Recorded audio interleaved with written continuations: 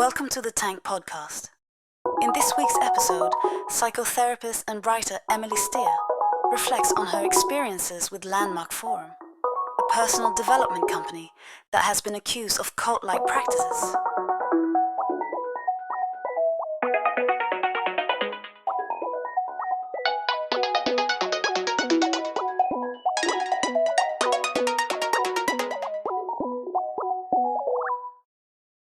I'm standing in front of 150 strangers talking about my abortion.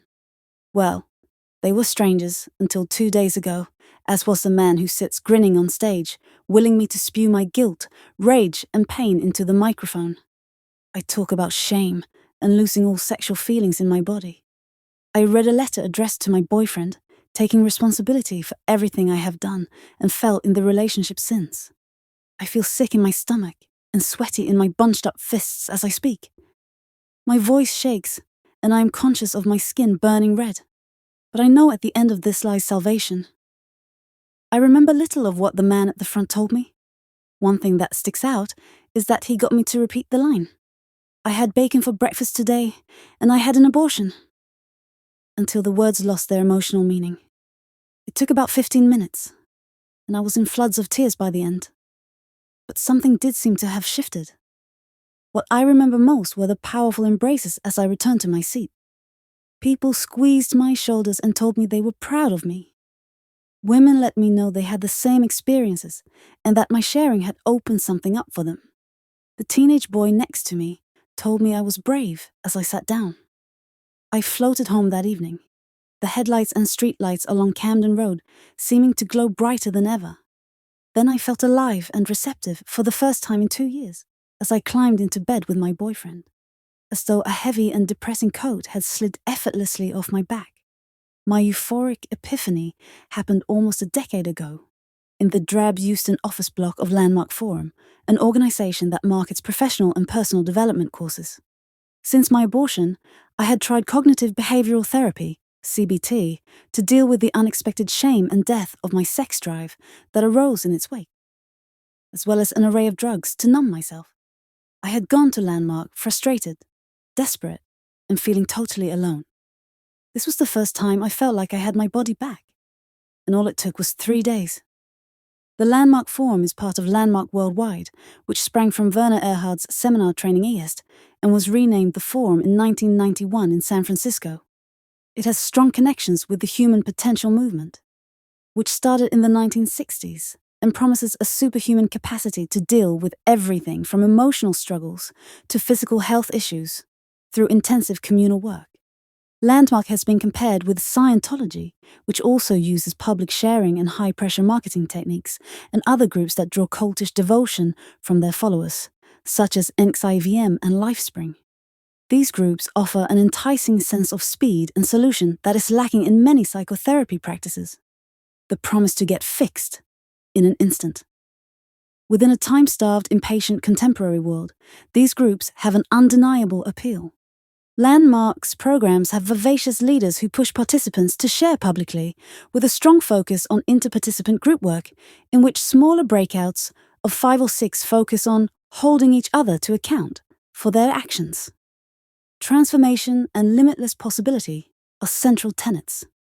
In 2011, Time called Erhard a powerful driver of transformative personal development. The American obsession with transformation isn't new. It's about as old as the nation. But it was Werner Erhard who created the first modern transformation when he founded ACSE. Seminars in 1971. It's a tribute to the power of his central concept that more than 20 years after, he sold his ideas to a group of employees. Landmark is still the natural first stop in any transformation tour. Landmark still retains a vibe that could be described as distinctly American, with bold expressions of emotion and shameless encouragements to promote to friends and family, at which my mostly British group squirmed. But today it has a powerful stamp across the globe. When the group celebrated its 30th anniversary in 2021, it claimed that over 3 million people had participated worldwide. Landmark Forum is the first step in many courses, which promise miraculous new ways of relating to yourself and the world around you. As a methodology, it's comparable to many things. The strict framework of Alcoholics Anonymous, the philosophical teachings of Buddhism, and the richly confessional nature of group therapy. At its root, it encourages participants, with intense psychological pressure, to take responsibility for their reality. I don't remember discovering much I hadn't before in terms of insights and theories, but the ferocity with which they were delivered encouraged an evangelical feeling of enlightenment. It boils down to one simple realization. Everything is meaningless, so you can choose to see, believe, and react to what's in front of you in any way imaginable. Why not pick the route that works best for everyone? Within its mishmash of therapy, religion, and philosophy, I would compare the internal process that I was taken through most closely with CBT, if a CBT session were to go on for 3 full days in a row. In both types of work, I found myself ignoring my gut feelings and psychologically choosing how to think and behave instead. But the heady effect of the weekend is more akin to drug taking than any kind of therapy, as though I was soaring on a majestic wave that I knew in my gut was going to drop from underneath me once I spent too much time in the real world, despite feeling like a mad daydream. Landmark borrows a lot from the corporate world. First entering the forum, the room appears shamefully drab, with bland office ceiling tiles, lines of identical chairs, and numerous boards around the room, with bullet points and definitions of Landmark's distinct terminology. The last is also not too far removed from the feel of large corporations, in which employees are encouraged to see their role and work through a set of strangely defined terms that seem to bear no relevance to the use of these words in the outside world. Similarly to a corporation, there is also pressure for everyone to follow the same script and outlook, with loyalty rewarded, and those seen as disruptive being publicly called out. Hours are spent with the seminar leader, running through branded PowerPoint presentations, while thick information sheets are handed out, and participants encouraged to write their intentions. The majority of people at Landmark work for free, with seminar leaders themselves having come through the forum. Before volunteering in more administrative or organizational roles, every leader has a story of how their life has been turned around by Landmark, often impressing that they are working for free because of everything it opened up. Some now have highly successful businesses. Others talk of overcoming illnesses or reconnecting with estranged family. Very quickly, participants are encouraged to bring people in their own lives to graduations or open evenings and are chided for being out of integrity if they don't want to. I mostly lied about who I was going to ask and rarely went through with it. A huge part of the Landmark experience involves participants writing letters and making calls to people outside of the program, taking responsibility for ways in which they have wronged them. For the person making the call, this can feel incredibly freeing, taking responsibility while also believing it will absolve everything that lurks in the relationship. On Reddit, scores of worried friends and relatives who have been on the receiving end of these calls share their own experiences, wondering why their loved one is suddenly talking about rackets. Landmark's term for the resentments we hold against other people, of which they were never even aware. Sometimes these calls do lead to genuine connections and breakthroughs in stagnant relationships, as they did for my boyfriend and me. At the more sinister end, I've seen survivors of childhood sexual violence encouraged to call their abuser and take responsibility for their demonization of them, repeatedly encouraged to see their own role in feeling like a victim. Often the participants who come to share at the front recount giddy experiences of finally releasing a heavy grudge. Others share with more of a tinge of resentment that the call wasn't received with the same ecstatic joy in which it was intended. This is similar to the impact I have heard recounted for AA's Making Amends, in which friends and relatives who have been routinely taken advantage of can feel pressured to immediately forgive and forget. Though people I know who have been through AA themselves have told me the responsibility is firmly planted at their own feet, with no expectation of quick absolution. The bombastic intensity of the Landmark Forum is said to have inspired both the Wachowskis, while creating The Matrix and Chuck Palahniuk's writing, including Fight Club. I recognize a lot in both: the mind-bending potential of The Matrix, in which an individual learns to shape and control the world around them, and the heady escape and connection provided by Fight Club's self-help and community groups. The euphoric rush of Landmark and its intense approach to recruitment has many asking if it is a cult. At the end of my forum weekend, A group of freshly graduated participants with wide, gleaming eyes encircled another member's 18-year-old daughter and told her how much she needed to sign up and change her life. I still remember the look of genuine terror on her face. While inside, the cult question comes up often.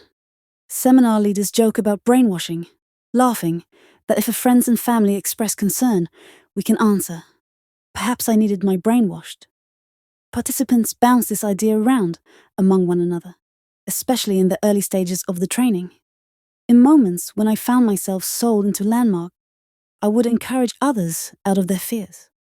When I found myself with nagging doubts about being asked to invite friends and family to yet another open evening, I tried to shut down that part of myself, enjoying the benefits too much to want to question the underlying cult vibes. This is where this side of such groups can become so dangerous. The open-minded approach can lead to constant questioning of legitimate gut feelings. Ironically, while Landmark promises the change of boundless potential and connection, it can cause walls to go up. The highly specific use of language and terminology creates a world in which those within Landmark feel intimately connected to one another, while those outside, in the participants' authentic community, begin to feel like a different species, incapable of seeing the world in this shiny new way. While you're inside, it feels as though the answer to this is to keep bringing more people in, rather than allow them to keep seeing things in their own way and relating to them there. In fairness, it's a criticism that has been leveled at psychotherapy too, in which close friends and family members sometimes feel as though they have lost someone to a new set of definitions and boundaries. Something intended as self-improvement can become a tool for self-satisfaction, leading to a frustrated belief that everyone around you should get fixed too. There are numerous examples of this kind of structure going horrifically astray, with some groups turning sharply into toxic cults. The argument against Landmark being a cult is usually that it has no one single leader, though one could argue that Erhard's multi-thousand-pound talk fee places him well into cult figure status, and that it does not function as a religion. NXIVM, led by Keith Raniere, who has now been convicted of racketeering and sex trafficking, followed a similar format to Landmark's seminar structure, while also taking inspiration from Ayn Rand's objectivism and aspects of Scientology. A 2017 New York Times investigation into NXIVM uncovered years of emotional and sexual abuse at the heart of this marketing program cum cult, which counted Hollywood actresses and high-ranking CEOs as its members. Subsequently, 2 seasons of the documentaries The Vow followed the fall of the cult and the trials of its senior leadership. NXIVM recruited members through its executive success programs, which were promoted as a series of personal and professional development courses, promising to break down limiting beliefs and anxieties that stopped people from living to their full potential. Those who had been through these programs described a rich sense of euphoria and connection, with many signing up to work at higher levels. Forbes was the first mainstream platform to question the ethics of NXIVM in a 2003 cover story, with forensic psychiatrist John Hochman describing their unusually rigid, corporate-sounding terminology and tactics as a form of mind control, aimed at breaking down Raniere's subjects psychologically. Once people have been broken down, they become far more susceptible to manipulation, with any concerns attacked as limiting beliefs. This aggressive brainwashing was used in a particularly evil manner once women, many of whom had spent years having their instinctive beliefs challenged within NXIVM's training programs, were coerced into sex slavery. Some had food withheld if they didn't respond to texts sent by their masters within a minute. Others had Raniere's initials branded on their pelvises. Many had to send naked photos of themselves as blackmail collateral. While at the time, numerous women reported having powerful gut feelings telling them to leave, they had become so used to challenging and pushing these down that their abuse was seen as a further tool of self-empowerment. The community was also used upon itself. Members were encouraged to forge strong emotional relationships with one another, and many began as fulfilling connections, which eventually became a tool for manipulation and control. Smallville actress Allison Mack, one of Raniere's deputies, served 2 years in prison for her role in recruiting and sex trafficking women. She described her time with the group as the biggest mistake and regret of my life. I am sorry to those of you that I brought into NXIVM. I am sorry I ever exposed you to the nefarious and emotionally abusive schemes of a twisted man. Like many cults, NXIVM promised limitless potential, while largely preventing members from realizing this in the outside world. One member testified in court that Raniere turned her family against her. They were also within NXIVM, and told them she had made an ethical breach. She was kept in solitary confinement and blocked from communicating with anyone beyond her captors. Her misdeed was confronting NXIVM's leader after finding out that her two sisters were also in a sexual relationship with him. All three women had been pressured into having abortions. Lifespring, another human potential movement organization founded in 1974, similarly used intensive methods that were described in a 1986 report as deceptive and indirect techniques of persuasion and control. The group was led by John Hanley Sr., who had worked with Earhart at seminar company Mind Dynamics, alongside Robert White, Randy Revell, and Charlene Aframo. Like Landmark, Lifespring offered various levels through which members moved towards the final leadership course, which enabled them to put their learning into practice in their lives. In reality, however, they were ever more cut off from the world around them than before. Humiliation and fear were used as tactics to challenge members, with group leaders often screaming at individuals. 2 lawsuits highlight the dangerous lengths that they would go to. One member who died of asthma exacerbation was told her symptoms were psychological, while a man who couldn't swim was made to jump into a river, in which he drowned. The group relied heavily on recruitment by its own members, pressuring friends and family to join, being told the world was at stake if they didn't. It also used coercive tactics to stop people from leaving, with ex-members reporting bombardments of aggressive phone calls pushing for re-enrollment. It is worth mentioning that in my time doing Landmark seminars, I freely joined and left as I desired, and received no hostile or invasive calls after finally finishing. A similar group, Synanon, was an early adopter of what later became known as attack therapy. The religious movement, originally and rather ironically called Tender Loving Care, was founded in 1958 in California by Charles E. Chuck Dederick as a rehabilitation program that offered an open-door policy to those who might be deemed too complex for AA, especially those with drug addictions.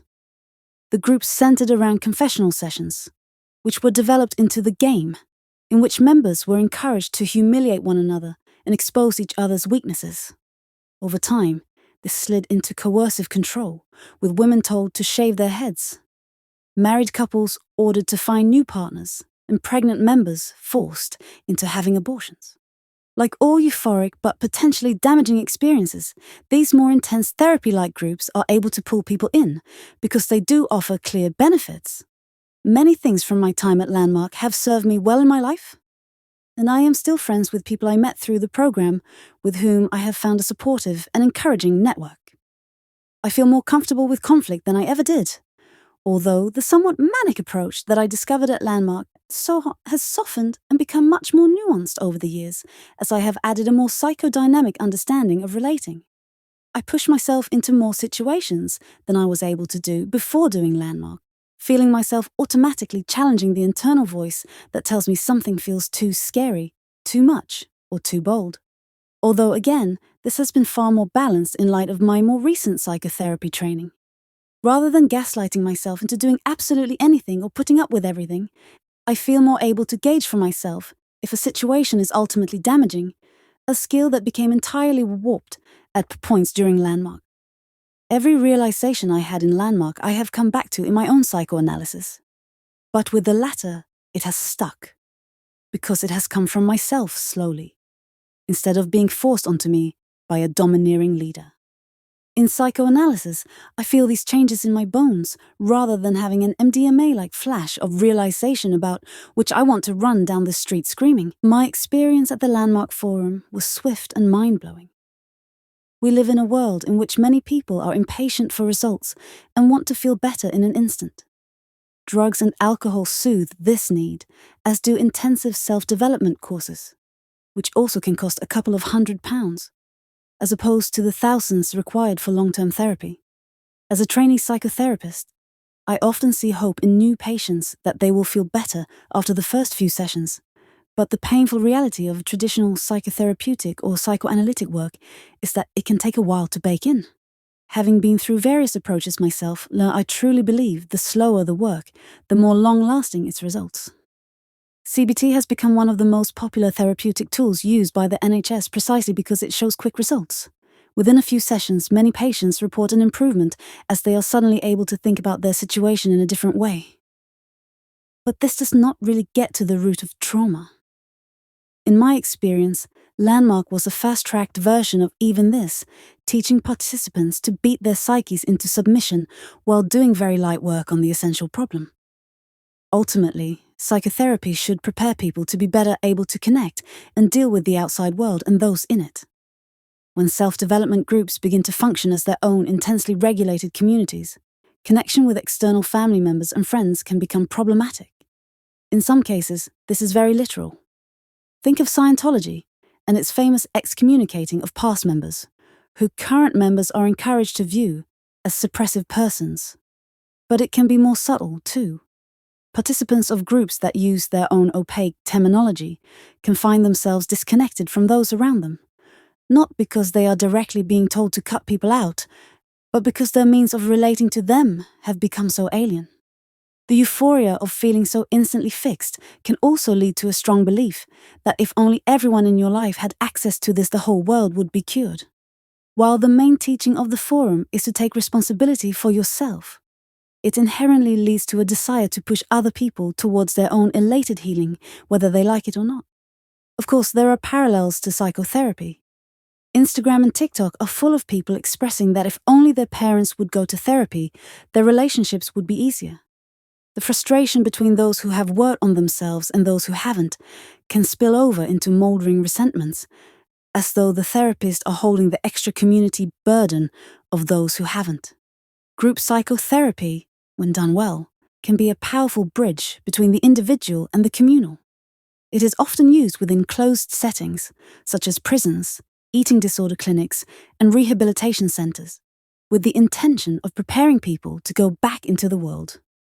While these spaces offer participants the chance to share and explore their feelings, there is a significant focus on how they relate to the group itself, encouraging self-awareness and a knowledge of which parts of themselves might flare up in a communal setting. Leaders of these circles differ greatly. Some will sit back and let dynamics within the group play out, while others take a more proactive role in provoking or soothing feelings in the room. Unlike the human potential movement, this is slow work, and if set up right, participants should not feel they have been forced into a certain way of thinking or made to share or play a certain role before they feel ready.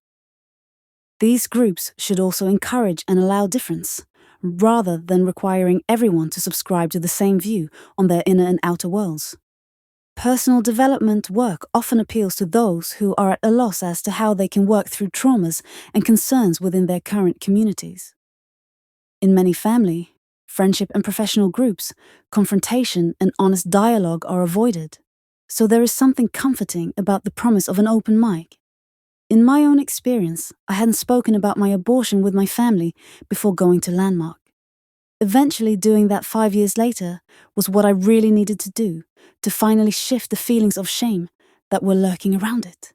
The effects of my Landmark epiphany lasted a matter of days. To the many people at Landmark who felt unable to connect with their relatives or cast aside in relationships and friendship groups, the promise of fixing both themselves and those around them was going to be enticing. Yet all too often, community becomes tainted by this kind of work, whether because the group consumes itself or because those on the inside simply become too different. Existing in a community is hard, whether family, professional teams, friendship groups, or the wider world. There is no easy solution for the manifold set of internal experiences that attempt to find connection and communication when in a group. Slow work, which contains and allows the honest gripes and grievances of each member's psyche rather than trying to squash or deny them, is a far better hope for genuine, messy, yet ultimately connected life in communion with others. To hear more podcasts from Tank, you can subscribe on all major podcast platforms or follow us on SoundCloud. The theme music for this podcast is by Himera.